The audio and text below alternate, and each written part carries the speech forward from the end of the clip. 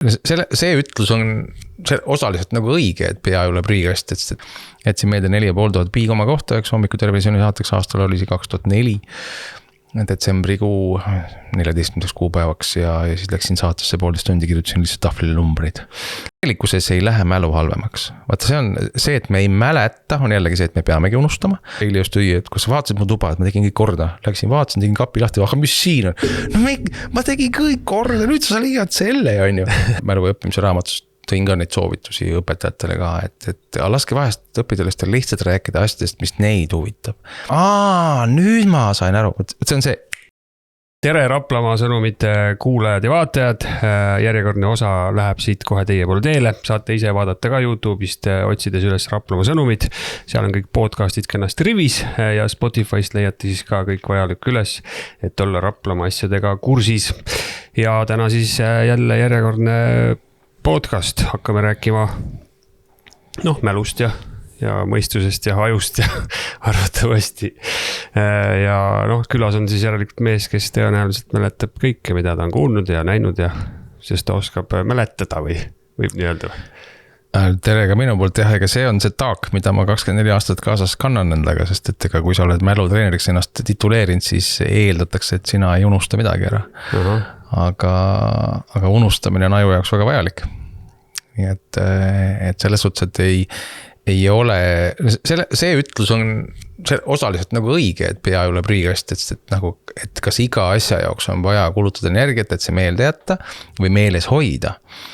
Aga selles mõttes pea on prügikast, et me väga tihti sinna viskame lootuses, et küll ta seal siis on ja küll ma seal üles leian, aga kui sa seal oled lihtsalt sinna visanud, siis ei leia. Sa käisid laagris praegu kusagil, tegemas sporti? Ma olin oma lapse kaaslane või me olime perega. Meil üks laps teeb triatloni ja laskesuuska ja siis ta oli triatloni laager Mallorcal. Ja seal 2 nädalat tuli siis lisaks ise ka trenni teha. Ega ma olen sind maakonna siin triatloni võistlustel näinud küll. Kaasa elamas. Ise ei ole kunagi võistelnud. Ma olen vana kergejõustiklane ja mind ei ole veel ära räägitud, et mul naine ikka püüab. Selles mõttes, et hästi oluline eristada seda, et on triatlon ja on Ironman. Et väga tihti arvatakse, et kui me laps käib triatloni trennis, et issand, kas ta teeb Ironmani. Ei, Ironman on triatlon, aga triatlon ei ole Ironman. Triatlon võib olla tõesti maakonnas tehakse, ma ei tea, Kõrvemaal tehakse nende rahva triatlonid, see on hoopis midagi muud. Aga kui nüüd sinna Mallorcasse korra jääda, aga kas sa sellist asja oled tähele pannud? Et nagu me rääkisime, et pea pole prügikast ja Eesti inimene võib natuke teistsugune, et temal see pea äkki ongi rohkem prügikast kui näiteks selle kandi rahval, kus sa just käisid. On niisugust erinevust ka huvitav inimeste vahel, rahvuste vahel? Mulle meeldib see ütlus või see arusaam, et ikka on seal parem, kus meid ei ole. Et me arvame, et meil on ikka nii ja oi küll, me oleme ikka sellised imelikud inimesed. Jah, eks meil teatud eripärad on kindlasti selle pika okupatsiooni aja ja ikke tõttu ja kui me oleme olnud teiste alluvuses siin nii-öelda elanud ja keegi on meie üle võimu pidanud, aga üldiselt ei ole. Äkki on seal selline manjana suhtumine, et võtavad natuke vabalt ja see kindlasti võtad vabalt ja seal on ka see, et ega see manjana et on Itaalias kui Hispaanias on see siesta aeg ja et see tundub arusaamatu, samas on näiteks pühapäevad on toidupoed kinni, siis mõtled, kuidas üldse, millal inimesed poes käivad, poed on lahti 9-6, no siis inimesed peab töö ajal käima, aga kõik on manjana, kõik on nagu lihtne, aga kuna meil on sellises treeninglaagris sul kokkupuudet tegelikult kohaliku rahvaga on suht vähe, et see on see koht, kus sellel perioodil on tohutult palju jalgrattureid, nii et saksa turiste, et sa pigem kuuled saksa keelt kui hispaania keelt. No räägime siis täna jälle sellest mälust ja unustamisest ja keskendumisest ja ühesõnaga sellest, millest sa oled siin aastaid rääkinud. Kuidas sa ise oled neid teadmisi üldse saanud, et neid teistele rääkida? On sul mingi haridus või kus kohas see teooria kõik tuleb? Jaa, mul mingi haridus on. Minu haridus on raamatupidamine. Nii et ma olen täiesti nagu teemakohane haridus, aga ei. Aastal 2002 ma kohtusin 8-kordse mälu maailmameistri Dominic O'Brieniga Londonis. Meie tollasel hetkel siis kolleegiga läksime otsima koostööpartnerid Inglismaalt. Meil oli eelnevad kokkulepped erinevate koolitusfirmadega ja need olid kõik loovuse teemalised koolitused. aga et nende kohtumiste seas oli ka üks kohtumine eksprompt kokku lepitud siis tolle Dominic O'Brieniga ja ta tuli just BBC mingist saatest, tegi seal mingit Guinessi rekordit ja see tunniajane vestlus oli niivõrd inspireeriv, et ta ütles, et aga Eestis mälutreeniks. Ma annan sulle omad kõik õpetused, raamatud, mis ma olen kirjutanud, saatiski kõik järgi mulle. Töötasin läbi ja sain aru, et üks asi on ajuteadus, teine asi on mälutreening. Et ajuteadus on teadus, mis põhineb faktide tõestamisele ja ühesõnaga sul on mingisugune mõte ja sa pead seda kinnitama kuidagi läbi katsete, aga mälutreening on selles mõttes ei ole raketiteadus, et see on ikkagi see, et sa esiteks sa pead teadma, kuidas info ajusse jõuab, mis sa selleks tegema pead, ehk kuidas aju töötab suures plaanis ja teiseks on siis tehnikad. Ja võt need tehnikad on need, mis ma ise olen ära katsetanud, et just tõestamaks, et tegelikult kui sa tead, mismoodi aju töötab, sa tunned tehnikaid, jätsin meelde 4500 piikoma kohta, eks hommiku televisiooni saateks aastal oli see 2004 detsembrikuu 14. kuupäevaks ja siis läksin saatesse 1,5 tundi, kirjutasin lihtsalt tahvlile numbreid. Nüüd küsitakse väga tihti, et kas ma neid mäletan siiamaani. Mõtlegi tõmbaksin nüüd paralleeli selle treeninguga, see lapse triatloni treeninguga, et kui sa treenid mingiks võistluseks, siis sa ju saad järjest tugevamaks ja kui sa enam ei treeni, siis sul ju läheb see vorm nii-öelda ära. Muidugi. Täna sa neid numbreid ette ei loe. Ei, ma võin lugeda 50 numbrit ette, aga just selle tõttu, et neid mul on, ma teen mingi testi nendega, ma kasutan ja kordan neid, aga et muid numbrid, et see nõuaks lihtsalt põhjendamatut energiakulu. Ja ma ei pea vajalikuks, et mul äkki keegi kunagi küsib. See ei ole nagu selleks, et kulutada energiat ja pigem kulutada energiat kuskile mujal. Et ma just kirjutasin, mul kohe ilmub raamat Kivipaberkäärid, mis on mälust ja õppimisest, et ma kulutan pigem sinna, et ma kirjutan neid tehnikaid, nippe, nõuandeid, annan, et inimesed saavad lihtsalt pikema aja jooksul sirbida ja vaadata kuskilt ja lugeda. Ehk siis mälu saab treenida halvemast mälust heaks, heast mälust veel paremaks, kuhugi piirin, eks ole, nii nagu inimese võimekus on personaalne või? No võt, kus need piirid on?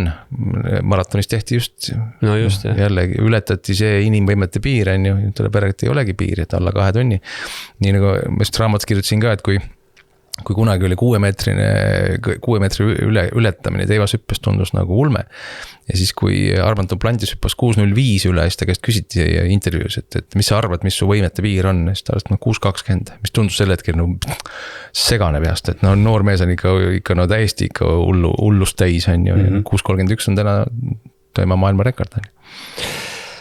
Miks mälu üldse halvemaks läheb siis? Et tegelikkuses ei lähe mälu halvemaks. Vaata, see on see, et me ei mäleta, on jällegi see, et me peamegi unustama, aga pigem on küsimus jälle selles, et mis on meelde jätmiseks vaja teha. Selleks on vaja teha 3 sammu. Ja pigem on selles esimeses sammus küsimus, et see jääb meil nõrgaks ja see on tähelepanu. Küsimus, et mul on käinud esimese klassi lapse vanemad vestlemas rääkimas, et mis ma lapsega teen, talle jääsid meelde. Ja siis ma jõuan vestluse käigu tulemusena ikka selleni, et lapsel on keskendumisraskused. See ei tähenda kohe täna ADHD, et sellega täna mängitakse liiga libedal teel mängitakse ja tuuakse kohe vabanduseks, aga et ei, ADHD on hoopis midagi muud. ADHD on midagi tõsisemat ja seda peab tõsisemalt uurima. Aga tähelepanu üldiselt, ehk siis täna küsimus on selles, et meil ei anta võimalust keskenduda, sest meid lihtsalt segatakse nii tihti. Ja hetkel praegu mul ka helises telefon sisse, ma pidin selle välja lüttama, sest et keegi tahtis minu tähelepanu. Ükskõik mis moel on, ma ei tea, ma ei vaata, kes see on. Aga et meil täna, räägitakse sellest, et inimese tähelepanu kestvus on aja jooksul lühenenud. Ma pigem ka selles mõttes vaidlen selle vastu, et kui sul on vaja, kui sul on selleks tingimused olemas, kui sul on hea keskkond, sul on vaikus, sul on rahu, sa saad rahulikult tööd teha, siis me suudame kõik keskenduda, ei ole üldse probleem. Täna pigem on küsimus selles, et meil on neid segajaid. Ja see põhiline segaja on ikka üks sama, see telefon on. See telefon lihtsalt, ja telefon iseenesest ei ole segaja, vaid ka see, et kogu see andmeside kiirus ja tehnoloogilised võimekust on läinud lihtsalt nii heaks, et meieni tuleb kogu aeg rohkem ja kiiremini infot, ja me tahame seda saada. Et meie põhiprobleem on täna ja kõik võitlevad meie tähelepanu nimel, ükskõik, ka sama Rapla sõnumid tegelikult ei eksisteeriks, kui siin keegi ei oleks tähele pannud, et siuke asi on olemas. Me peame võitlema nii nagu Facebookid ja Metad ja kõik nagu töötlevad selle nimel, et ma saaksin siin konksu otsa. Ja kui sa seal juba selle ekraani lahti tegid, siis sa tahad seal olla. Ja nüüd ongi see, et see kõik töötab meie tähelepanu võitmise nimel. ja kuna me tähelepanu on kogu aeg häiritud, me tahame kogu aeg mingit uut, see on see ingliskeelne lühend FOMO ehk fear of missing out, hirm millestki ilma jääda. Ja kuna meil täna on võimalus kogu aeg teada saada, siis, sest et mis on tähelepanu puhul üks suurimaid häirijaid inimese jaoks, iga inimese jaoks, see on teadmatus. Ma ei tea, miks ta ei helista, ma ei tea, kus ta on, ma ei tea, kas mu töö säilib, ma ei tea, mis maailmas juhtub, ma ei tea, kas see samane Hormuzi väin avatakse, ma ei tea, mis Trump mõtleb, on ju, ma ei tea, ma tahaks teada saada. Ja võt, ehk tegelikult oli 20 aastat tagasi olid ka ATH-d ja vähemused ja mis iganes, lihtsalt me ei teadnud. Täna on kõik lihtsalt peopesas ja saadaval. Ja sinna lähebki meie enamus aurust, et kui me tähelepanu on laiali igal pool, igast erinevates tegevustes, siis ei ole võimalust, et see ajus hakkaks nüüd oma kohta otsima, kuhu salvestuda, ehk leida see riiul, leida see kartoteek, leida see koht, kuhu ta panna, et see sealt hiljem üles leiaks.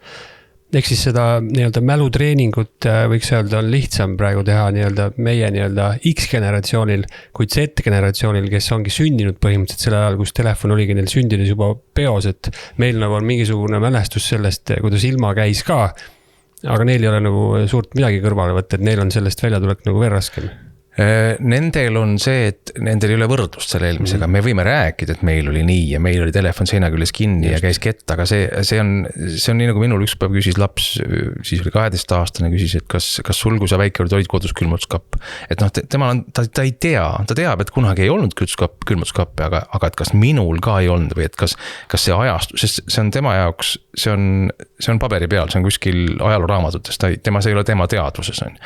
Et noh, jällegi, et kõik need uued põlvkonnad, kes kasvavad, tänaseks on juba meil beta põlvkond, ega nemad ei tea ju, mis vanaema, kuidas vanaema elas on. Ta võib rääkida jutustusi, aga see on vanaema jutt, ega mina ei olnud siis elanud, on ju, ma ei tea. Nii et kas neil on selles lihtsam, nad on selles hetkes kohanevad, meie võrdleme, et tundub, et neil on lihtsam raskem, aga nemad võtavad seda hetke nii, nagu nad seda hetkel võtavad, see on nende reaalsus ja nende hetke maailm. Multitasking, üks sõna on ka olemas, eks ole, teha mitut asja korraga. No see on inglise keeles, sellel on eesti keeles ilus. Rööprähklemine. Et mis see siis on? See tähendab seda, et ei ole võimalik kuhugi 100% keskenduda. Eos juba on see nagu läbi kukkunud mõtted ja sellist asja teha. Okei, ma panen rööprähklemise näite, toon sinu enda praegu hetkel näitena. Sel ajal, kui sa mind kuulad, kas sa saad järgmist küsimust mõelda, mida sa küsid, kui ma juttu peaksin lõpetama? Või sa pead korraks vaatama paberit või lihtsalt mõtlema vahepeal mind mitte kuulama ja mõtlema, et nii kui jutust lõpetab, siis ma lähen järgmise teemaga edasi, et päris raske on ju teha kahte asja korraga. Et ma vahest vaatan ka näiteks mingi teleintervjuudes, et kus kaamera võtab korraks küsijat, siis sa näed, et ta peab pidi kuskil paberites või siis ma ei tea, tahvel arvutis on ju ja tegelikult üldse ta ei vaata selle vastaja poole ja vastab oma ette on ju. Et no see on see näide, et tegelikkuses, mis on rööprähklemine? Rööprähklemine ei ole see, kui me teeme mitut asja korraga. Me saame autot juhtida. Tänu sellele, et me ei pea enam mõtlema, kus on pedaalid, kus on käik, kuidas rool käib, kus on peeglid. Me saame neid teha hästi kiiresti vaheldudes ja me ei pea nende peale mõtlema. Me saame kinga paelu kinni panna ja samal ajal rääkida sõbraga juttu või vaadata telekateks. Et see on tegevus. Nüüd see, mida aju ei ole võimeline tegema, on olema kahes kohas korraga ehk mõtlema kahte mõtet korraga. Nüüd, mis ta teeb, on see, et kui sa pidevalt harjutad, siis sul see kohalolu hetkest läheb lühemaks ja sa suudad kiiremini ümber hüpata. Me tegelikkuses ei ole kunagi kahes kohas korraga, vaid me hüpleme ühelt mõttelt teisele ja mida rohkem me seda sellist sarnast tööd teeme või sellist tegevust teeme, seda kiiremaks see muutub ja jätab meile mulje, nagu me suudaksime mitut asja korraga teha. Aga rööprähklemisel on 3 põhilist nii-öelda ohtu või tagajärgi on. Üks on see, et kui sa hakkad rööprähklema ehk ümber lülitama ennast, siis kokkuvõttes kulub sul aega rohkem kui sa teeksid ühe asja ära ja siis teise asja. Kui sa hakkad nende vahel ennast hüplema, siis sul kokkuvõttes, kui sa paned summa summarum mõõdad aega, siis su kogu aeg on suurem. Miks see aeg on suurem? Sellepärast, et sa pead ümber lülitama, tagasi lülitama. Ja kuna see on pidev lülitamine, siis mingil hetkel võib juhtuda, et sa ei lülitanud tagasi ja sa ei pannud tähele. Ja see tuleb viga. Ehk siis kõige suurem rööprähklemise viga on see, et sul tekivad vead. Sa ei märga, midagi ei kahe silma vahele. Et jällegi, vilumuse kõige suurem oht. Vilumus on jälle sama rööprähklemise näide. Ma olen harjunud tegema neid. Kuidas sa suudad nii palju? Aga ma olen harjunud tegema. Ja mis on vilumuse suurem oht? On vead. ma ei märganud, issand, ma kogu aeg, iga päev ma teen sama asja, kuidas ma nüüd seda ei pannud tähele. Ja kolmas on see, mis siis esimene on see, et kulub aega rohkem, teiseks on see, et me võivad vead tekkida ja kolmas on see, et me sellega väsitame aju palju kiiremini ära. Nii et rööprähklejatel tegelikkuses on nende koormus ajul on palju suurem ja kuna kõik lõpuks meie ajus taandub energiale, kuhu sa energia suunad ja meil ei ole seda lõputult võtta. Et me lihtsalt mingi hetkel saab otsa ja siis me peaksime molutama. Molutamisaeg meestel pidi olema teistsugune kui naistel. Jaa, praegugi molutaks natuke. aga see on hästi tegelikult siuke hell teema, et naiste ja meeste teema, et see on ta aastasadu, see on põnev. Inglis keeles on siuke ütlus, et sex is sexy, ehk siis soo erinevust on väga seksikas teema. Aga see ei ole ühtegi standardit, on alati keskmised näitajad ja mitte keegi meist samas ei ole keskmine. Sina ei ole keskmine mees, mina ei ole keskmine naine. Et me kõik oleme oma erisustega ja siis tekibki see, et aga ma ei ole selline, miks te räägite sihukest asja, et see tekivad kohe need momendid, kus mõtleme, vale jura aetakse. Et jah, et meil on, aga teatud keskmised iseärasud on olemas meestel ja naistel muidugi, et looduse poolelt inimene mõtleb asjad keeruliseks. Pluss siis emotsioonid on kõikide selle asjadega seotud ka veel ju. Meelde jätmise üheks võtmeks on emotsioon. Lihtsalt seetõttu, et emotsioon, kui me vaatame jälle, kuidas inimesele ajusse informatsioon jõuab, siis tal on 3 etappi. Kõige viimane on mõtlemine. Teine etapp on emotsioonid. Ja kui nad jääb mõtlemisel ette, siis tähendabki seda, et alati meie ajul, nii kui mingi asi on emotsionaalne, midagi nägedat, midagi juhdus, issand, sa täitsa lõpp, siis see jääb paremini meelde. Me ei analüüsi, me ei tea detaili fakte täpselt, aga me mäletame emotsiooni, sest emotsioon on ellu jäämiseks vajalik. Ja emotsioon on tegelikult kaitsereaktsioon. Iga emotsioon kogu aeg muutub aja jooksul, et me ei üllatu sama asja peale uuesti. Inimesel on peamiselt 6 emotsiooni, nendest 1 on positiivne, ülejäänud negatiivsed. Ja miks nii on? Sellepärast, et negatiivne aitab meil ellu jääda. Me peame ohtu märkama. Et see on ka võib-olla üks seletus, miks inimesed on rohkem kriitilised või miks on, uudiste pealkirjad on peamiselt nagu negatiivsed, sest et meie aju on alati suunatud rohkem õppimisele. Ehk just ellu jäämisele, et hoiatada, et ohtu tuvastada ja me peamegi lastega oleme virisime ja kritiseerime. Laps tuleb eile just õi, et kus sa vaatasid mu tuba, et ma tegin kõik korda. Läksin, vaatasin, tegin kapi lahti, aga mis siin on? Ma tegin kõik korda, nüüd sa leiad selle, on ju. Et sa ikkagi nagu kõige selle hea puhul samas kiita, öelda, et kõik on tubli, väga hea, samas pooled asjad tegemata, lükkas kõik asjad kapi ära, tuba tundub puhas on. Et me oleme väga loomulik on olla kriitiline ja negatiivne, aga see kunagi ei motiveeri meid. Ehk siis kriitika ja negatiivsus ei motiveeri, et motiveerib meid ainult see, mis on hästi. Et kui sa lapsele lähed, ütled, tegi toa korda oma arst pingutas ja nüüd sa lähed virisete kallal, et aga see on sul ikka tegemata, siis ta varsti ei tee seda tuba enam korda, sest ta saab niikuinii riielda. Aga see positiivne emotsioon, mis on meil üks ja mis on tegelikult hea enesetunne. Tore, naljakas, rõõmus, see on kõik, see on see hea enesetunne. Seda emotsiooni me saame küll nii-öelda hormoonidena 4 erinevast hormoonist, aga meil on õnnetunne või rõõmusolu, rõõmus meeleolu, siis see on ainuke asi, mis tekitab meis motivatsiooni uuesti teha midagi. Nii et positiivsed peab olema, isegi arstid ütlevad seda, et kui sa suudad hoida oma negatiivsed ja positiivsed emotsioonid tasakaalus, siis põhimõtteliselt ei ole sul ravimid vaja. Kui seda oskaks, jah. Ehk siis, kui sul mingid ülesanded, sa treenidki oma mälu, oma tähelepanu, emotsioonid võivad selle ikkagi jälle pea peale keerata. Jaa, loomulikult, aga ega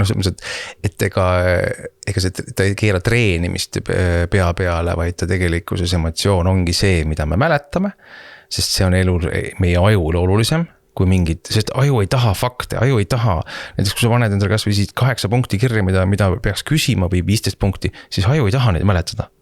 Tema jaoks on palju lahedam see, et kui meil tegib vestluses mingi, väga lahe, mingi äratundmise rõõm, see kõnetab rohkem kui see, et ma peaks mäletama, mis oli 7. küsimus. Ei, vaata järgi, mis seal oli, seda aju ei taha, ta ei taha kuupäevi, ta ei taha valemeid, ta ei taha, temal ei ole vaja neid. Selleks, kui me nüüd peame meelde jätma, siis me peame pingutama ja midagi tegema ja kui me ei pinguta, siis meelde ei jää. Jälle energia, et tegelikkuses kõik on taandub selleni, et koolis õppimine on tegelikult pingutamise õppimine. Et kui sa oled õppinud seal pingutama ja hakkama saama, sul on elus lihtsam, sest sa juba oskad pingutada. Sul käib, et sa leiad need lihtsamad teed, kuidas saab paremini hakkama. koolis õpitust, see on kurb, aga me mäletame 4% koolis õpitust. Et see ei ole eesmärk, et me mäletaksime kõiki valemeid ja definitsioone ja mõisted ja ajaloosündmusid, see ei ole mõte. Mõte on see, et sa õpiksid lahendama, lahenduseni jõudma, aru saama. Meelde jätmine ei ole sama, mis aru saamine. Kooli puhul hästi oluline see, et kui sa lihtsalt tuubid selgeks, siis sa varsti ei mäleta. Ja kui sa said aru, see on see, nüüd ma sain, mul kõige rohkem meeldib alati, kui ma lapsele midagi seletan, ütleb, nüüd ma sain aru, see on see, nüüd käis, nüüd on sul korras, on ju, ma ei pea rohkem seletama. See nüüd tekkis see muster ära, nüüd järgmine kord, see sama muster, ja ma tean ära rohkem seletama, sain aru, on ju. Aga see on kõigil, see on kas töö juures või kus iganes, et kui tekib see, okei, nüüd ma sain pihta, on ju. See on see, kus nüüd sa ei pea enam nagu tuupima seda või sa ei pea seda nagu jõuga meelde jätma, sest nüüd tekkis ajus mustrite omavaheline seos. Ja nüüd asjad hakkavad liikuma, eks, aga nii kui seda ei teki ja kui sa seda ei õpi ka tegema, et koolis ka seda või A-elamust saama, siis sa oledki nagu aeg vaevas, kõik on raske, ma ei saa millestki aru, kõik on nii mõttetu. Aga need, kel tekivad need pidevalt need lood ja seosed ja miks ka vanasti ju lõkke ääres istuti, räägiti lugusid just selleks, et see tekitab selle päris elu seos, sest miks on õppimise puhul täna on ju ka koolis see häda, et õppimine on natuke kauge, kellegi võõras asi, keegi õpetab mingid asju, mind üldse huvita see teema. Jah, ma ei saa, see on klassikaline küsimus, õpeta, miks me seda õpime? Ja kui sa siis lapsele ei vasta, miks ta õppima peab, ehk sellise vastuse, miks just temale see kasulik on, siis tal ei ole mingit huvi õppida.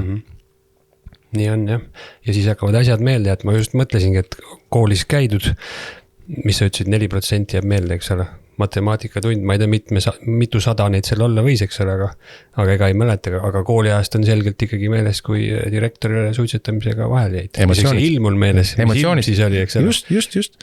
Et see, mis kõnetas, mis siin nagu raputas, või et sa mäletad ju mingid õpetajaid, see, mida ta õpetas, on teisejärgune kui see, et see oli see kuri õpetaja, see oli nii lahe, see tegi nalja, see, ma ei tea, vahest jäi lõhnadega vahele, mis iganes on ju.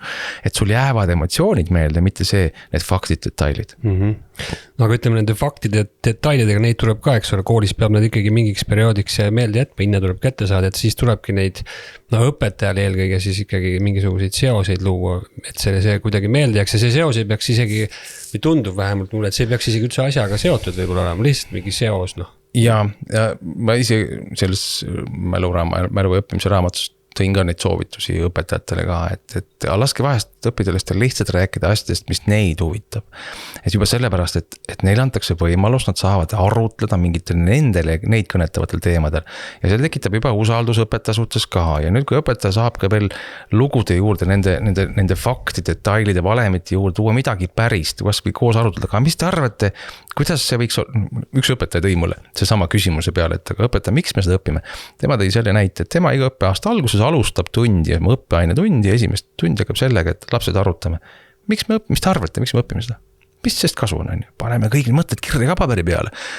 Oktoobri teiseks nädalaks on kõik ära unustunud selle, mis nad rääkisid. Ja siis tuleb jälle see, miks me seda õpime? Siis tuleb õpetaja oma selle paberiga välja, vaata, kuulge, näete. Mäletate, me rääkisime sellest. See ongi see, miks me seda õpime. Ehk siis tekitada see päris seos, sest lapsed pakuvad nagu nii-öelda pahaimuvatelt väga häid vastuseid. Nad lihtsalt unustavad selle ära ja see on ka täitsa loomulik, et nad unustavad ära ja siis tuletad meelde, kuule, aga näe, Carol, sa just rääkisid sellest, on ju. Näe, Patrick, sa rääkisid see sama asi, mis sa ütlesid, see ongi see, miks me seda õpime. Sinu enda sõnad on ju. Okei, sellepärast. Kunagi Tanel Padar käis mul koolitusel, ütles ka, et tema käis ju täiskasvanute koolis oma keskharidust järgi saamas ja ütles, et seal ta sai aru, mida ta õpib. Aga kooli ajal, mis ma õpin, mis mõttetu, ma olen hevimees, ma teen rocki, ma olen möllumees, on ju, mul ei ole seda vaja. Sest ta lihtsalt, see seostunud tema igapäevase eluga. Ja kui see ei seostu, siis huvi ei ole, siis ei taha. Mul üks hea tuttav pedagoog rääkis ka toreda loo seoste loomisest ka, mis nagu otseselt asjaga kokku ei läinud, aga kas oli geograafia tund või midagi. Vaja igasuguseid riike ja riigilippe seal selgeks õppida, kus nad on ja millised nad on, mis see ikka last huvitab, aga nad olid ikka kõrgemast gümnaasiumi astmes juba ja siis ta lihtsalt tõi välja, et Kambja mehed on tuntud selle poolest, et neil on siis kõige kõige uhkem meheau nii-öelda. Nii, ja see läks põhimõtteliselt legendiks ja iga klass, mis tuli, küsis selle õpetaja räägi seda Kambja juttu. Et sellega seoses siis jäi meelde kõik, kus Kambja on, millise kujuga ta on, palju seal inimesi elab ja siis põhimõtteliselt selle seosega, mida oleks pidanud tegelikult ju üldse välja tooma ja asjad hakkas liikuma, eks ole nii-öelda. Jällegi tekitab elevust ja läbi selle, see ongi see, mis jälle, et kui õpetajad suudaksid kas või nalja teha või mingi asja, mingi vimkaga kunagi oli, isegi rääkis keegi mul kursuslane, et temal oli, nõukogude ajal oli üks ajalooõpetaja õpetanud Nõukogude Liidu ajaloo selgeks liikluseeskirjade märkide järgi. Igal märgil oli ajaloosündmusega mingi loogika, mingi seos. Ma ei tea, kui raudtee üle sõitsis, oli Lenin Poolas. Seal mingi veduri peal pidas kõnet, on ju. Ja sa inimesed mäletsid, see oli nagu nii äge, sest et see oli hoopis teistsugune lähenemine. Et sa ei saa ajaloo õpikut võtma eksamile kaasa, aga võtad liikluseeskirjad kaasa. No vaat, mis siis noortele siin kaasa anda, siin on eksamiperiood käib ja tuleb ja mingisugust, sa ju oled mälutreener, eks ole, me siin teoretiseerisime, aga kuidas sa seda mälu siis treenid või kuidas sa õpetad inimesi mälu treenima? Natukene on hilja selle ettevalmistusperioodiga, praegu rääkida siin mai alguses, kevadisel perioodil, kus suvi on lähenemas, on ju, et sedast rääkida, siis on ju praegu natuke hilja, ma mäletan kunagi oli üks mul koolipoiss käis, oli siuke laupäevane koolitus ja siis küsisin ka, et miks tulid? Sest tal on teisipäeval eksam, et äkki saab kuidagi lihtsamalt. Ei saa, siis ei saa enam lihtsamalt, et sa pead ikkagi tööd tegema. Muidugi sa pead selle järgmised 2 päeva võtmagi enda lõppimiseks. Aga seal on neid soovitused, et näiteks, et jälle see kordamise pool, et kui ma ennem hakkasin rääkima, et meelejätmiseks on vaja midagi teha, see esimene asi on tähelepanu. Et jällegi selleks, et tähelepanu oleks, siis sa pead looma endale hea keskkonna, et sa ei saa lasta ennast segada, rahu ja vaikus on kõige parem. Igasugused nii-öelda ärritajad üritada välja, ja kui meil on tõesti eksam tulemas, siis me tegelikult seda niikuinii teeme. Siis teine asi on seosed. Et see on see, mis tõenäoliselt kevadel teha hakata nüüd otsima, et mis asi see on, millega see seostub, on hilja, kui sa pole seda oktoobrikuust seosed teinud, eks sa pole aru saanud, on ju, siis lähebki sul raskeks, siis sul ongi võimalik lihtsalt tuupida. Aga meelejätmise 3. osa ongi kordamine. Vaata, kordamisel on jälle hästi erinevaid viise ka, kuidas korrata. Et kõige jääfem kordamine on läbi vihjete või läbi valikvastuste. Kõige parem kordamine on see, et kui ma kõigepealt proovin ise meenutada, mida ma mäletan, siis ma arutan koos sõbraga läbi, mida me koos mäletame. Tema ütleb, ei, see ei olnud nii, see oli teistmoodi. Ja siis me vaatame lõpuks üle materjalidest. On ju. Ja siis on olemas ka need kordamisviisid, et mitte sa jätta kordamist viimasele 2 päevale ja siis paned nagu hommikust õhtuni nagu jaksad. Tegelikult sa ei jaksa, vaid sa jagad selle lihtsalt pikema perioodi peale, teed lühemaid portse segamini ja siis on igast uuringud, mis näitavad ka seda, et ka vahelduv õppimine on kasulik, et sa jällegi ei õpi nagu ühte ainet lõpuni ära ja siis võtad järgmise, vaid sa teed mingite portsude kaupa, õpid seda, teed väikse puhkepausi, võtad hoopis teise teema. Sa tead, et eesti keele eksam tuleb kaasa, vaatad neid asju ja siis lähed tagasi, võtad jälle selle matemaatika, et mis asjad seal olid. See nii treenib seda pingutust, ümberlülitamist ja nende seoste üles leidmist, et see tundub võib-olla nagu ebameeldivana ja nagu nii-öelda pigem segavana, aga sel võib olla väga palju kasulikke nõuandeid, nii et neid viise, kuidas teha, aga kõik hakkab ikka sellest pihta, et sa pead leidma endale selle sobiva aja, sobiva koha. Ma olen teinud isegi neid tutvustavaid soovitusvideosid endale Facebooki ja Instagrami lehel, et tõesti, kui sul on vaja hakata nüüd õppima, siis võtta see aeg, et teha pane kõik asjad, mis sul on vaja, pane need asjad, mida sa lähed vaja, sa ei pane siia praegu veel mingit nätsupakke ja piimatopsi ja mida iganes veel, sul on ainult need, mida sul vaja läheb, sest et jälle, puhtalt sellepärast, et kui sa pead hakkama ennast oma õppimist katkestama sellepärast, et pagan, mul joonlaud, kus mul see on, mul vildikat oleks praegu vaja, nüüd lähed otsima, siis tegelikult jällegi lõhud seda protsessi ära. Nii et selline, ja mis on hästi oluline aju jaoks jällegi, on rutiin. Miks soovitatakse teha mingeid asju mingi kindlal ajal? Kas või lõunasöök või ärkamine või magamine, tüüpilised asjad. On just see, et selleks ajaks õpib aju selleks hetkeks paremini valmis olema. kui sa teed kaootiliselt, täna õpin kell 7, homme õpin kell 2:30, on ju, siis ta ei kohane sellesse olukorras. Mis nüüd toimub, mis ma tegema pean? Ta tegelikult võtab aega, kuni ta lõpuks süsteemi sisse saab. Aga kui sa oled pidanud seda nagu mingit süsteemset, teed 45 minutit õpid, 15 minutit pead pausi, 45 minutit õpid, pead pausi. Siis ta harjub sellega ära ja ta on selleks järgmiseks 45 minutiks rohkem valmis. Et lihtsad nõuanded tegelikkuses, mida me kõik teame, aga lihtsalt ei tee neid. Tuleb teha. Jah, lapsi saab, peaks õpetama või algusest peale juba.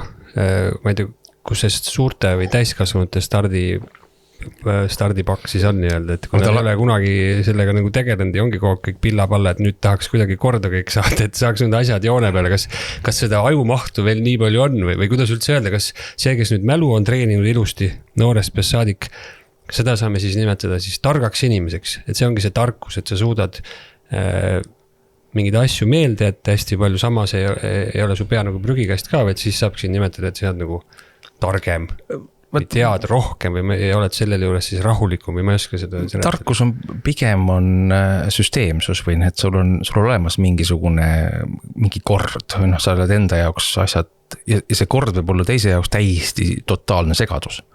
Aga see on sinu kord, on ju, see on kas või see näide, et kui sa lähed tuttava juurde külla ja lähed köögist otsima, ma ei tea, kahvlit või joogiklaasi, see on täiesti vales kohas, on ju.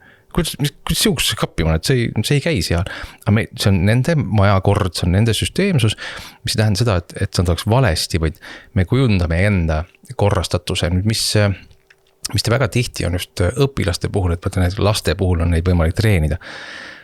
See, mis on tänases maailmas või tänases haridussüsteemis õpetajate üks suurim mure. See suurim mure on see, et nad ei saa tegeleda koolis õpetamisega, vaid nad peavad tegelema kasvatamisega. Eks see tegelikult, mis kodust tuleb, ja selle kivipaberkäärid raamatu põhifookus on tegelikult laste vanematel.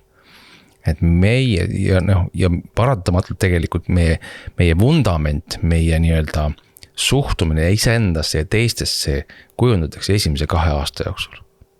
Et kui mõelda, et mis ma siis 15 aastaga teen, siis kunagi mul ka küsis üks naine koolitusel, et kuidas siis last õpetada lugema rohkem ja huvi tundma lugemise vastu, mõtlesin, kui vana ta on, 17, palju õnne on ju. Et mitte, et see ei oleks võimatu, vaid see on lihtsalt palju raskem, sa pead nüüd, et üldiselt on näiteks esimesed 2 aastat kujundatakse tema suhtumine iseendasse ja teistesse. Baasmustrid.